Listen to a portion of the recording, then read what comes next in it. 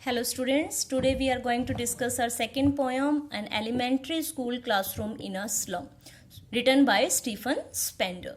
So student, what this poem is about, this poem describes a condition of a classroom in a slum area, a classroom which is built under charity, out of charity, and what is the pitiable condition of the students there, and what kind of scenario he has observed and he has expressed. So what this poem is about, अब इसमें क्या है हम देखते हैं यहाँ पे. Far far from gusty waves these children faces, these children slum children, poor children, hungry, poor, pity children, fine. So far from gusty waves, gusty wave, fresh fast blowing waves, so these children faces are away from there. Like rootless weeds. अब यहाँ पे जो poet है वो इन बच्चों को compare कर रहा है, किससे कंपेयर कर रहा है? रूटलेस वीड्स, यानी कि अनवांटेड वीड्स. आपको पता है अनवांटेड प्लांट होते हैं, ठीक है, जिनकी जरूरत नहीं होती और हम जनरली उनको उखाड़ के फेंक देते हैं. सो कहते हैं ये ऐसे बच्चे नजर आ रहे हैं जैसे ये रूटलेस वीड्स हो. The hair torn round their pallor, pallor एक कॉलर उनका जो पीला पड़ा हुआ उनका फेस है, या मतलब आपका उनका चेहरा लगा लीजिए, और जो हेयर हैं वो क्या है, ऐसे कर्ली हेयर्स जो है उनके फेस पे, यानी कि उनके बाल जो है बिल्कुल भी अच्छे से बने हुए नहीं है और बहुत ही ज़्यादा डल फेस उनका वहाँ पे नज़र आ रहा है. The tall girl with her way down head. अब जो हमारे पोएट हैं वो कुछ बच्चों को डिस्क्राइब करेंगे जो उस क्लास के अंदर बैठे हुए हैं. सबसे पहले वो बता रहे हैं द टॉल गर्ल, एक लंबी सी लड़की बैठी हुई है, with her way down head, जिसने क्या किया हुआ है, अपना सर झुकाया हुआ है. The paper seeming boy with rat's eye, कहता है एक पेपर सीमिंग, बिल्कुल ऐसा पतला बच्चा, बिल्कुल पेपर जैसा दिखने वाला जो बच्चा है, जिसकी आईज जो है वो रैट साइज लग रही है. अब आपने रैट यहाँ पे एज्यूम करके देखो, एक रैट का फेस इतना पतला इतना छोटा होता है कि उसकी आईज जो है वो बिल्कुल अलग उसके फेस पे नजर आती है. तो ये बच्चा इतना पेपर सीमिंग बॉय है कि इसकी आईज जो है वो रेड साई लग रही है. यहाँ पे दो चीजें यहाँ पे हम कह सकते हैं रेड साई, एक तो वो इतना वीक है कि उसके चेहरे पे सिर्फ उसकी आंखें नजर आ रही हैं, और दूसरा रेड साई का मतलब ये भी होता है कि वो इधर उधर उसकी आंखें ना बहुत ज्यादा मूवमेंट्स कर रही है, जैसे वो क्लास में बैठा तो है लेकिन उसके माइंड में कुछ और ही एक्टिविटीज चल रही हैं और वो किसी और सर्च में है. The stunted unlucky heir of twisted bones reciting a father's gnarled, G is silent here, gnarled disease. और कहते हैं वो बच्चा कैसा है, एक बच्चा यहाँ पे बैठा हुआ है जो अनलकी हेयर है. हेयर इज वारिस, किसका? ट्विस्टेड बोन्स का, यानी कि उसे अपने फादर से उसे हेरिडिटी में क्या मिला है? नॉल्ज डिजीज, यानी कि एक ऐसी डिजीज जिसमें जो बोन्स हैं वो बहुत ट्विस्टेड हो जाती हैं, बोन्स बहुत ज़्यादा टेढ़ी मेढ़ी हाथ पैर की हो जाती है. यानी कि ये जो सारे के सारे बच्चे हैं ना, ये किसी ना किसी प्रॉब्लम में वहाँ पे नज़र आ रहे हैं. हेल्दी बच्चे ये बिल्कुल भी नहीं है. वो बच्चा क्या कर रहा है? His lesson from his desk, और वो अपने लेसन को पढ़ रहा है.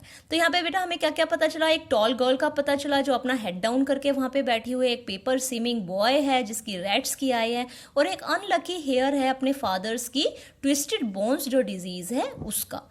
और साथ में ही क्या है? At back of the dim class one unnoted sweet and young. और कहता है इसी क्लास में जहाँ पे इस तरीके का सीन आपको देखने को मिल रहा है, वहीं क्लास में पीछे में एक स्वीट और अननोटेड यंग बच्चा है. His eye lives in a dream, उसकी आंखों में एक सपना है. Of squirrel game in tree room other than this, वो अदर देन दिस यानी कि इस घुटन भरे एरिया में, इस क्लासरूम से बाहर निकल के वो क्या करना चाहता है? नेचर से जुड़ना चाहता है, फ्रीडम में जाना चाहता है. अब बच्चों आप इस क्लास का ना एक अच्छा सा सिनेरियो जो है वो इमेजिन करके चल सकते हो. जब आपको वहाँ पे प्रॉपर कोई अच्छी फैसिलिटी नहीं है, आपको वहाँ पे बच्चे जो हैं वो हेल्दी नहीं है, चीयरफुल नहीं है, तो वहाँ पे स्टडी का एक कैसा एनवायरनमेंट हो सकता है, वही स्टीफन स्पेंडर यहाँ पे हमें बता रहे हैं. तो स्पेंडर ने काफ़ी अच्छे से डिस्क्राइब किया. सो फर्स्ट एक्सट्रैक्ट में हमें पता चला है कि किस किस तरीके के बच्चे वहाँ पे बैठे हुए हैं, और वो रूटलेस वीड्स की तरह, अनवांटेड प्लांट्स की तरह वहाँ पे नजर आ रहे हैं. Now come to the second extract. On sour cream walls donations. अब कहते हैं कि जो क्लासरूम है उसके जो वॉल्स हैं ना वो क्रीम, सोर क्रीम, यानी कि बहुत अजीब सी स्मेल आ रही है, और क्रीम कलर की उस पर पेंट हो रखा है. बहुत परफेक्टली हम पेंट नहीं कह सकते, बहुत रफ सा वहाँ पे पेंट है, और वो पेंट भी किससे हुआ है? डोनेशन से, यानी किसी ने चैरिटी में कुछ पैसे डोनेट कर दिए तो उस बिहाफ पे वहाँ पे पेंट करवाया गया. शेक्सपियर्स हेड और उस क्लासरूम में अब देखो, फर्स्ट हमें बताया कि क्लासरूम में किस तरीके के बच्चे बैठे हुए हैं।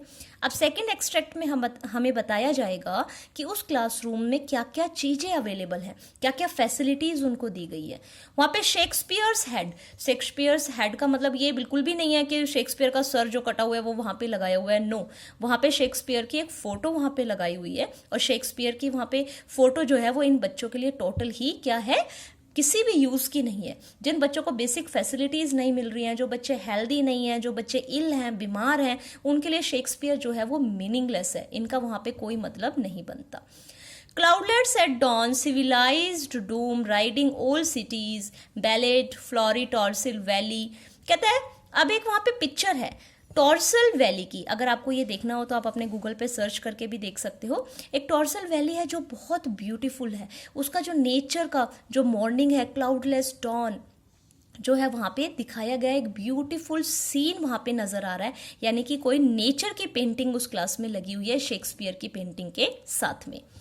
Open handed map awarding the world it's world, और वहाँ पे उस क्लास में एक वर्ल्ड का मैप भी लगा हुआ है। And yet for these children these windows not this map their world where all their future painted with the fog. और कहते हैं इन बच्चों के लिए ये वर्ल्ड का मैप, ये टॉर्सल वैली का ब्यूटीफुल सीनरी, ये शेक्सपियर, इन सब चीज़ों का कोई मतलब नहीं है। दीज विंडोज, ये जो विंडो हैं, ठीक है, ये जो क्लासरूम की विंडो है यही इनका वर्ल्ड है, इस वर्ल्ड के मैप की इनकी क्लास में कोई ज़रूरत नहीं है। Where all their future painted with the fog, और कहते हैं इनकी जो लाइफ है ये इनकी लाइफ इस स्लम एरिया में ही निकलेगी, यानी कि ये स्लम में ही रहेंगे, ये स्लम ही इनका वर्ल्ड है। इसलिए अब नेचुरल सी बात है बेटा, अगर जो बच्चा अपने स्लम से ही बाहर नहीं निकला, जैसे 2-3 गलियों से ज़्यादा बाहर की दुनिया देखी ही नहीं है कि ब्यूटी क्या है, तो उसके सामने ये वर्ल्ड मैप लगाने से कोई फ़ायदा नहीं है, उसके लिए ये सब कुछ मीनिंगलेस है। ये नेचर की जो ब्यूटी है या जो चीज़ें वहाँ पे लगा रखी हैं, ये हमारे स्पेंडर को, पोएट को बिल्कुल भी पसंद नहीं आ रही। उनका कहना है कि इन बच्चों का पूरा जो फ्यूचर है वो क्या है, फोगी है। फोगी का मतलब धुंधला, अनक्लियर है बिल्कुल भी, इनका फ्यूचर कुछ भी नहीं है, इस क्लास में बिठाने से कोई भी फायदा इनको नहीं मिलेगा। A narrow street sealed in with a lead sky. Lead sky आपको पता है, जो जब ये इतने गंदे से एरिया में रह रहे हैं, स्लम एरिया में हैं जहाँ पे बहुत ज़्यादा फोग है, बहुत ज़्यादा और प्रॉब्लम्स है वहाँ पे, तो उनका जो स्काई का कलर है वो भी ग्रे हो रहा है बिकॉज ऑफ पॉल्यूशन, यानी कि इनको फ्रेश एयर भी वहाँ पे नहीं मिल रही है। तो कहते हैं इनकी जो दुनिया है वो क्या है, एक नैरो स्ट्रीट है जो बंद हो जाती है कहाँ पे, एक पॉल्यूटेड स्काई में। Far far from rivers, capes and stars of worlds, और कहते हैं ये इनकी जो दुनिया है ये नेचुरल ब्यूटी से बहुत ही ज़्यादा दूर है।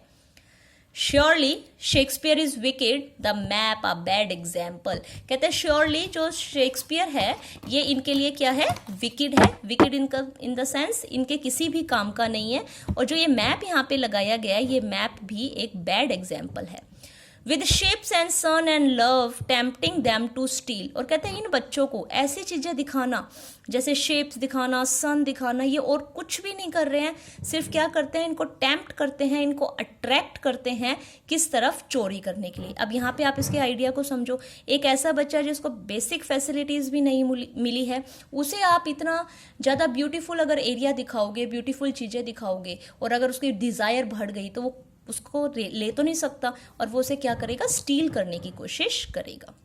For lifes that slyly turn in their cramped holes, कहते हैं इनकी जो लाइफ है, स्लीली होता है सीक्रेटली, वो क्या करेगी, इनके क्रैम्ड होल्स, इनके छोटे छोटे जो झुग्गी झोपड़ियां हैं, इनकी लाइफ जो है वो उसी में ही बीत जाती है। From fog to endless night on their slag heap these children wear skin peeped through by bones. कहते हैं ये जो बच्चे हैं, वियर स्किन, इनकी ऐसी स्किन्स हैं पीप्ड थ्रू बाय बोन्स, यानी कि इनकी जो हड्डियां हैं वो उनकी स्किन में से झांक झांक के देखती हैं, यानी कि इतने वीक हैं, बिल्कुल भी इनमें हम फ्लैश नहीं है और बहुत ज़्यादा वीक हैं। एंड स्पेक्टिकल्स विद मेंडेड ग्लास, और अगर किसी ने अगर स्पेक्टिकल्स पहने भी हुए हैं तो उनका जैसे कोई फेंक देता है कूड़े में से, ये उठा लेते हैं, या इस तरीके का जिसको बार बार इन्हें एडजस्ट करना पड़ता है, इस तरीके की इनकी लाइफ है। Like bottle beads on stones, bottle beads on stones का मतलब है एक आप ग्लास लो, उसके ऊपर आप पत्थर मारो, उसके बाद क्या होगा, बहुत उसमें दरारें आ जाएंगी, यानी कि बहुत ज़्यादा वो धुंधला नजर आ जाएगा, वही इनका सीन यहाँ पे बताया है। All of their time and space are foggy slum. कहते हैं इनका जो टाइम और इनका स्पेस, इनका जो यूनिवर्स है वो सिर्फ और सिर्फ ये फोगी स्लम है, इसलिए ये सब चीजों का कोई मतलब नहीं बनता। So bolt their maps with slums as big as doom. तो कहता है इससे बेटर है कि इनका जो मैप है, जो वर्ल्ड का जो मैप इन पे लगाया हुआ है, वहां पे इनकी स्लम को हाईलाइट करो, बहुत बड़ा उस पे निशान लगाओ कि यही इनकी दुनिया है, इससे बाहर इनकी दुनिया नहीं है। यानी कि जो पोएट है वो बहुत ज़्यादा डिस्टर्ब है इनकी कंडीशन को लेके। अब यहाँ तो उन्होंने बताई प्रॉब्लम्स, फर्स्ट बताया किस तरीके के बच्चे वहाँ पे बैठे हुए हैं, सेकंड बताया क्लासरूम में क्या क्या लगा हुआ है, ठीक है, फिर उनकी कंडीशन बताई। अब लास्ट में हमारे जो पोएट है वो हमें क्या कर रहे हैं, सॉल्यूशन दे रहे हैं, डिस्कस करके बता रहे हैं कि क्या इनकी प्रॉब्लम को हम किस तरीके से सॉल्व कर सकते हैं। Unless governor, inspector, visitor, this map becomes their window and these window that shut upon their lives like catacombs. कहते हैं जब तक गवर्नर्स, इंस्पेक्टर्स, विजिटर्स ध्यान नहीं देंगे इन बच्चों पे, इनके वेल विशर्स नहीं बनेंगे, तो this map becomes their window, तो ये विंडो ही इनका मैप रहेगी जब तक। And the window that shut upon their lives like catacombs, और जैसे रैट्स को हम रखते हैं छोटे छोटे घर में, क्रम्स घर में, इनकी लाइफ ऐसी ही इसमें बीतती जाएगी। तो यहाँ पे पोएट रिक्वेस्ट कर रहे हैं, break O break open till they break the town. इनको यहाँ से बाहर निकालो, इस गंदे एरिया से, इन स्लम एरिया से, इस छोटे से क्लासरूम से इनको बाहर निकालो। And show the children to green fields, इन्हें क्या करो, ग्रीन फील्ड्स में लेके जाओ। And make their world run azure on gold sands, bright, azure होता है ब्राइट, क्लियर, और इन बच्चों को सैंड पे खेलने दो, मिट्टी में जाने दो, नेचर में जाने दो, यानी कि इस गंदे एरिया से बाहर निकालो। And let their tongues run naked into books the white and green leaves. White and green leaves का मतलब इन बच्चों को पेपर रीडिंग के साथ साथ, पढ़ाई के साथ साथ इनको नेचर के साथ भी एक्सप्लोर करो। Open history theirs whose language is the sun। और कहते हैं हिस्ट्री जो है वो गवाह है कि सक्सेसफुल वही आदमी होता है जिनकी कोई लिमिट नहीं होती, जो लिमिटलेस होते हैं, जो नेचर को एक्सप्लोर करते हैं, जो चीज़ों को प्रैक्टिकली देखते हैं। इन शॉर्ट इस पोएम में हमारे स्पेंडर जो पोएट हैं वो ये बताना चाह रहे हैं कि इस तरीके के क्लासरूम्स बना देना, इस तरीके से फोगी क्लासरूम्स बना देना, डिम क्लासरूम बना देना इन बच्चों के लिए किसी भी तरीके से बेनिफिशियल नहीं है। जब तक इनको बेसिक फैसिलिटीज़ नहीं मिलेंगी, फ्रेश एयर नहीं मिलेगी और नेचर से ये कनेक्ट नहीं होंगे, इस गंदे एरिया से, इन स्लम से ये बाहर नहीं निकलेंगे, जब तक इनकी लाइफ किसी भी तरीके से बेटर नहीं हो सकती। So students, just go through this all the difficult words, find and literary devices with explanation I have given you in your study notes. Please go through it. All difficult words you will find there.